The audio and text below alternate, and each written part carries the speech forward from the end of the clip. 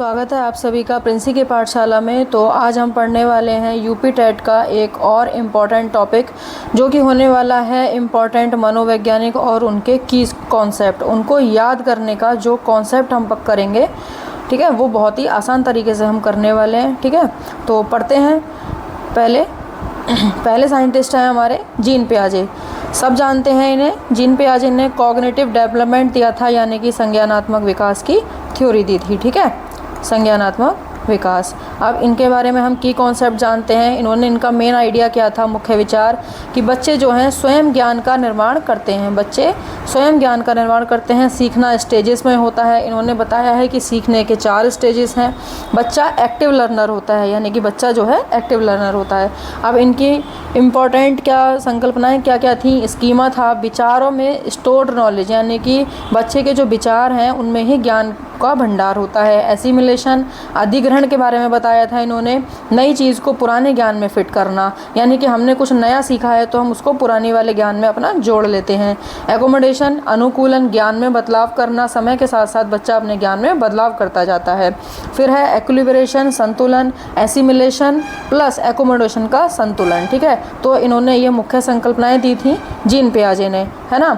अब इन्होंने 4 स्टेजेस बताई हैं कॉग्निटिव डेवलपमेंट की। पहली है हमारी सेंसरी मोटर, जो कि 0 से 2 वर्ष की होती है। इस पर बच्चा क्या करता है, इंद्रियों और क्रियाओं के द्वारा सीखता है। ऑब्जेक्ट परमानेंस सीखना है, यानी कि वस्तु स्थायित्व सीखता है। तो वस्तु स्थायित्व की जहाँ भी बात आ जाएगी वहाँ पर जीन पियाजे हम लगा देंगे। ठीक है, फिर दूसरी है प्री ऑपरेशनल स्टेज, 2 से 7 वर्ष की होती है। इसमें कल्पना शक्ति अधिक होती है। ईगोसेंट्रिज्म, यानी कि बच्चे के अंदर ईगो की भावना आ जाती है। जैसे बच्चे का कोई खिलौना है तो वो किसी को नहीं देना चाहता है, समझ रहे हैं आप, कि कहेगा कि नहीं मेरा है, ये मेरा तेरा वाली भावना जो है, ईगोसेंट्रिज्म बच्चे में आ जाती है।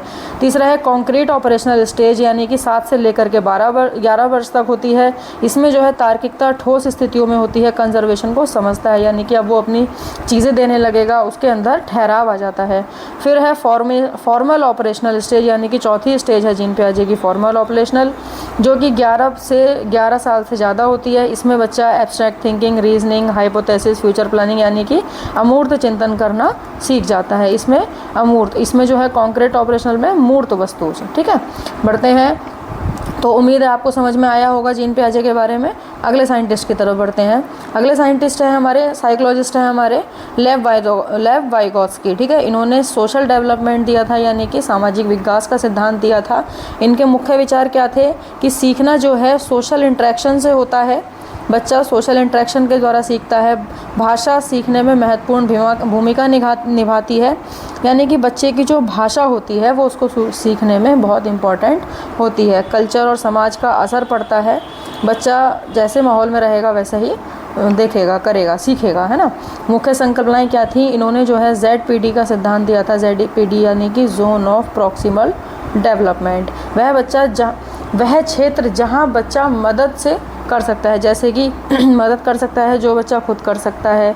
ZPD मदद से कर सकता है जो नहीं कर सकता। अब इन्होंने एक MKO दिया था। ZPD और MKO किसका है, लेव वाइगोत्स्की था, है ना। शिक्षक, माता पिता या अधिक जानकार व्यक्ति जो मार्गदर्शन करता है। MKO कौन होता है, टीचर हो सकता है, माता पिता हो सकते हैं बच्चे के, या फिर और कोई जानकार व्यक्ति जो बच्चे का मार्गदर्शन कर सकते हैं। ठीक है, ZPD zone of proximal development, MKO more knowledgeable other. इसका फोल्डिंग भी इन्होंने बताया था। सहारा देना या फिर पाड़ के विषय में भी इन्होंने बताया था। ZPD बच्चे को धीरे धीरे स्वतंत्र बनाने की प्रक्रिया। ठीक है, अगले साइंटिस्ट की तरफ बढ़ते हैं। लॉरेंस कोहलबर्ग ने क्या दिया था, मॉरल डेवलपमेंट, यानी कि नैतिक विकास का सिद्धांत दिया था। कोहलबर्ग ने नैतिक विकास के बारे में बताया था। ठीक है, इनका मुख्य विचार क्या था, नैतिक विकास स्टेजेस में होता है। बच्चे सही गलत का निर्णय करना सीखते हैं। बच्चे जो हैं खुद से सही गलत का निर्णय करना सीख जाते हैं। 6 स्टेजेस बताई हैं मॉरल डेवलपमेंट की, और 3 लेवल बताए हैं। ठीक है, 3 लेवल बताए हैं। तो लेवल 1 है प्री कन्वेंशनल लेवल 2 है कन्वेंशनल, तीसरा है पोस्ट कन्वेंशनल। ठीक है, तो बच्चा पहले क्या है, ओबीडियंस एंड पनिशमेंट ओरिएंटेशन, यानी कि दंड से बचना, सही गलत का उसको ज्ञान होना। इंस्ट्रूमेंटल, पर्पस ओरिएंटेशनल यानी कि स्वार्थ के लिए सही काम करना। लेवल 2 में है गुड बॉय, गुड गर्ल यानी कि अच्छा बच्चा बनना। लॉ एंड ऑर्डर ओरिएंटेशन, नियम और कानूनों का पालन। अच्छा बच्चा, अच्छा लड़का, अच्छी लड़की यानी कि इसमें जैसे कि क्लास में मॉनिटर बना दिया बच्चे को तो वो उसी तरीके से सीखता है। लेवल 3 है सोशल कॉन्ट्रैक्ट ओरिएंटेशन, समाज के लिए सही क्या होगा। यूनिवर्सल एथिकल प्रिंसिपल ओरिएंटेशन, नैतिक विकासों के नैतिक सिद्धांतों के आधार पर सही।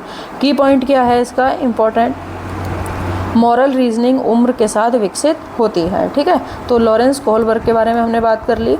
अब अगले साइकोलॉजिस्ट के बारे में हम बात करते हैं, बीएफ स्किनर। ये कौन थे, ये बिहेवियरिस्ट थे यानी कि ये व्यवहारवादी थे, बीएफ स्किनर। इनके बारे में बात करते हैं, इन्होंने क्या कहा था देखेंगे एक बार।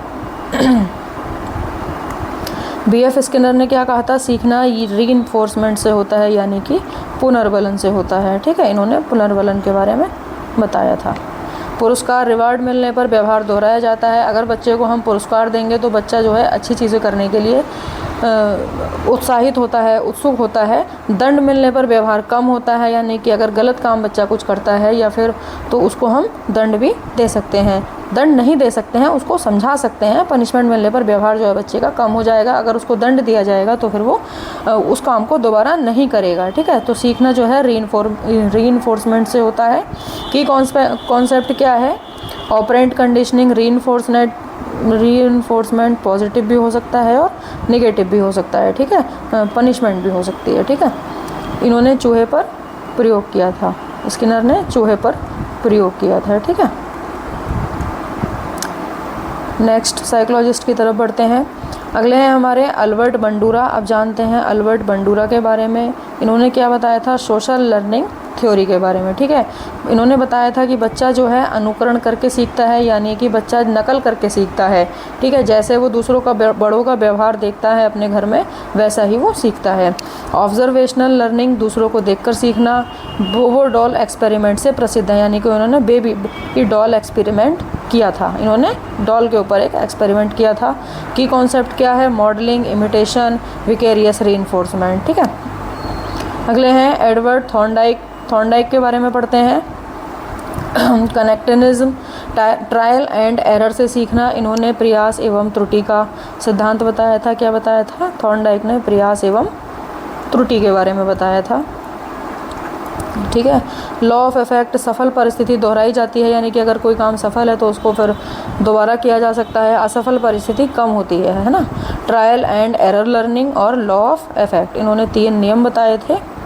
ठीक है, एडवर्ड थॉर्नडाइक। अगले साइकोलॉजिस्ट के बारे में बात करते हैं। अगले हैं हमारे इवान पावलोव। पावलोव ने जो है आपका क्लासिकल कंडीशनिंग दी थी, है ना। क्लासिकल कंडीशनिंग के बारे में बताया था। क्लासिकल कंडीशनिंग के जनक हैं। स्टिमुलस रिस्पॉन्स पर काम किया था इन्होंने। घंटे और कुत्ते वाला प्रसिद्ध प्रयोग यानी कि घंटी और कुत्ते वाला प्रसिद्ध प्रयोग किया था इन्होंने। जब पहले इन्होंने क्या किया कि घंटी बजाई तो फिर उसके बाद फिर कुत्ते को जो है प्रक्रिया दी। फिर जैसे ही घंटी बजाने लगे फिर वैसे घंटी के साथ साथ खाना रखने लगे। घंटी बजाई, खाना दिया, कुत्ता अट्रैक्ट हुआ। उसके बाद इन्होंने क्या किया, सिर्फ घंटी बजाई, खाना नहीं रखा, तब भी कुत्ता देखता रहा। एक समय के बाद सिर्फ घंटी की प्रक्रिया पर ही, घंटे की आवाज़ पर ही कुत्ता जो है लार टपकाने लगा था। ठीक है, तो की कॉन्सेप्ट क्या है, क्लासिकल कंडीशनिंग और स्टिमुलस रिस्पॉन्स। ठीक है, पावलोव के बारे में। अगला पढ़ते हैं जॉन वी वाटसन यानी कि जे.वी. वाटसन के बारे में। ये कौन थे, व्यवहारवादी थे। ये थे व्यवहारवादी, है ना। इन्होंने कहा था एनवायरनमेंट ही सब कुछ तय करता है यानी कि जो पर्यावरण है वही सब कुछ तय करेगा। इनका जो कोट है, प्रसिद्ध कथन है, वो क्या है, इन्होंने कहा था give me a dozen healthy children. इन्होंने कहा था प्रसिद्ध कथन है give me a dozen healthy यानी कि तुम मुझे कोई भी एक बच्चा दो और मैं उसको जो चाहे वो बना सकता हूँ। ठीक है, इन्होंने कंडीशनिंग पर जोर दिया। इन्वायरमेंट शेप्स बिहेवियर, इन्होंने कहा कि जो पर्यावरण है वो व्यवहार को ढाल सकता है किसी भी तरीके से। ठीक है, फिर अगले बढ़ते हैं। अगले हैं हमारे सिगमंड फ्राइड साहब के बारे में बात करते हैं।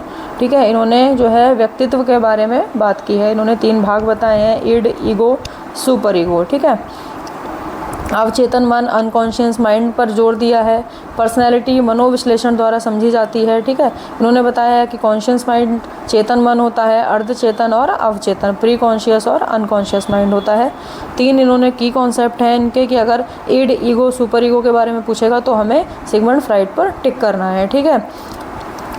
नेक्स्ट बढ़ते हैं एरिक एरिक्सन की तरफ, ठीक है। एरिक एरिक्सन के बारे में पढ़ते हैं। जीवन भर विकास होता है, हर चरण में एक क्राइसिस होता है। इन्होंने 8 सोशल स्टेजेस बताई हैं, 8 इन्होंने स्टेजेस बताई हैं एरिक एरिक्सन ने। ट्रस्ट वर्सेस मिसट्रस्ट 0 से लेके 1 साल तक, फिर है ऑटोनॉमी वर्सेस शेम 1 से लेकर के 3 साल तक, फिर है इनिशिएटिव वर्सेस गिल्ट 3 से लेकर के 6 साल तक, फिर है इंडस्ट्री वर्सेस इन्फीरियरिटी 6 से लेके 12 साल तक, फिर है आइडेंटिटी वर्सेस रोल कन्फ्यूज़न 12 से लेकर 18 वर्ष तक, इंटीमेसी वर्सेस आइसोलेशन युवावस्था, जनरेटिविटी वर्सेस स्टैग्नेशन प्रौढ़ावस्था, इंटीग्रिटी वर्सेस डिस्पेयर वृद्धावस्था। मेरा सजेशन ये रहेगा कि आप इनको कुछ टर्म्स को जो है इंग्लिश में ही याद रखें, हिंदी में थोड़े टफ हो जाते हैं, इसलिए इन टर्म्स को आप इंग्लिश में याद रखें तो ईजी रहेगा।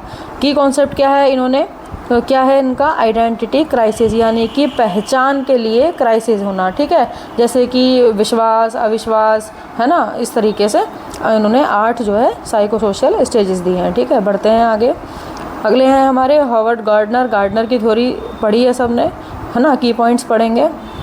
इन्होंने बहुबुद्धि का सिद्धांत दिया था। गार्डनर ने क्या दिया था, बहुबुद्धि का सिद्धांत, है ना, बहुबुद्धि सिद्धांत, ठीक है। तो इन्होंने बहुबुद्धि के सिद्धांत में 8 प्रकार की बुद्धि बताई है। कितने प्रकार की, 8 प्रकार की जो है इंटेलिजेंस बताई है। पहली है हमारी लिंग्विस्टिक यानी कि भाषाई, दूसरी है हमारी लॉजिकल मैथमेटिकल यानी कि तार्किक गणितीय, तीसरी है स्पाशियल यानी कि स्थानिक, चौथी है म्यूजिकल, 5वीं बताई है इन्होंने बॉडीली काइनेस्थेटिक यानी कि शारीरिक गतिशील, फिर बताई है इन्होंने म्यूजिकल, फिर है इंट्रापर्सनल, फिर है नेचुरलिस्टिक यानी कि प्रकृति वैज्ञानिक, ठीक है। फिर की पॉइंट क्या याद हमें रखना है कि अगर की पॉइंट हम याद रखेंगे तो हम आसानी से क्वेश्चन पे टिक कर सकते हैं। की पॉइंट है हर बच्चा किसी ना किसी क्षेत्र में बुद्धिमान होता है, ठीक है। तो बुद्धि से रिलेटेड जो भी क्वेश्चन आएगा उसमें अगर साइकोलॉजिस्ट का नाम है तो फिर हम हार्वर्ड गार्डनर का आंसर लगाएंगे, ठीक है। बढ़ते हैं आगे।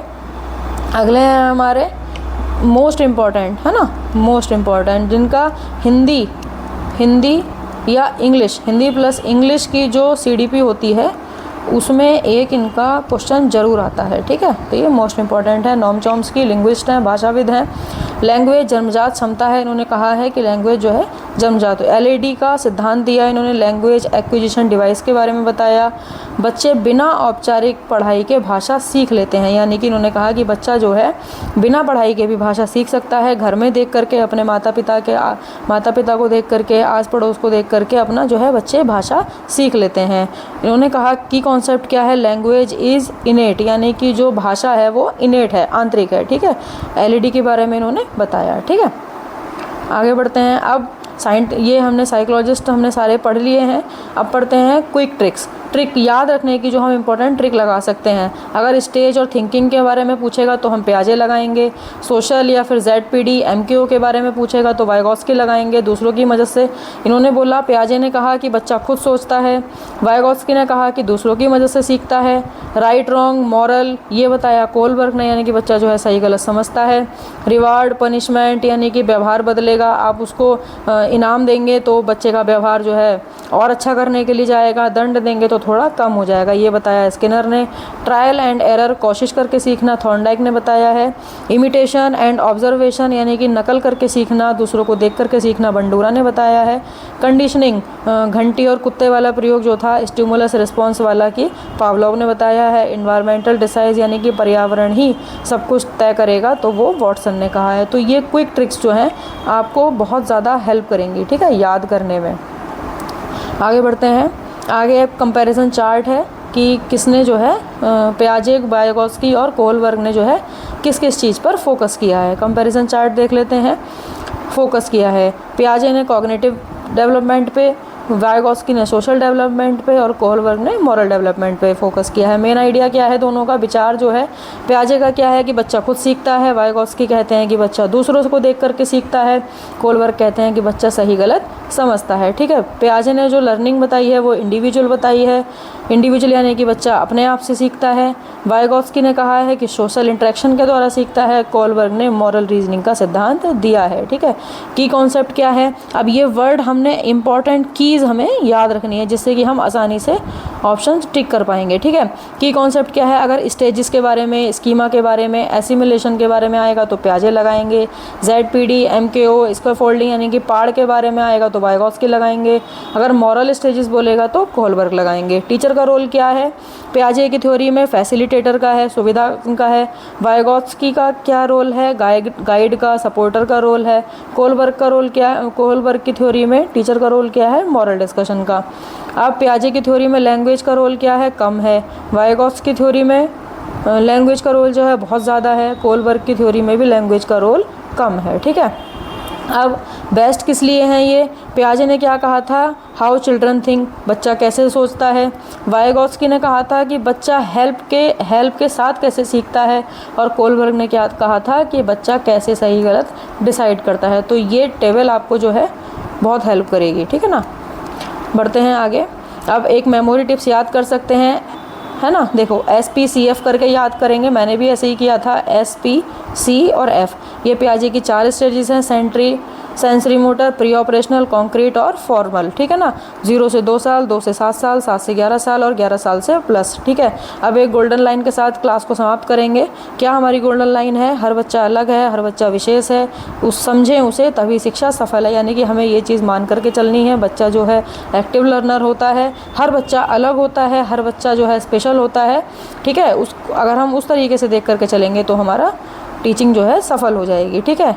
कैसी लगी आपको वीडियो, प्लीज़ कमेंट बॉक्स में ज़रूर बताएं। अगर क्लास आपको थोड़ी बहुत भी हेल्प कर रही है तो एक कमेंट जो है ज़रूर छोड़ें कमेंट बॉक्स में, ठीक है। मिलते हैं नेक्स्ट वीडियो में, और नेक्स्ट वीडियो हमारी रहने वाली है इम्पॉर्टेंट बुक्स और साइकोलॉजिस्ट की। इम्पॉर्टेंट बुक्स की हमारी जो है नेक्स्ट वीडियो रहने वाली है, जिससे 1 से 2 नंबर जो हैं आपके यूपी टेट में 100% आपको देखने को मिलेंगे, ठीक है। मिलते हैं नेक्स्ट वीडियो में फिर। Thank you so much.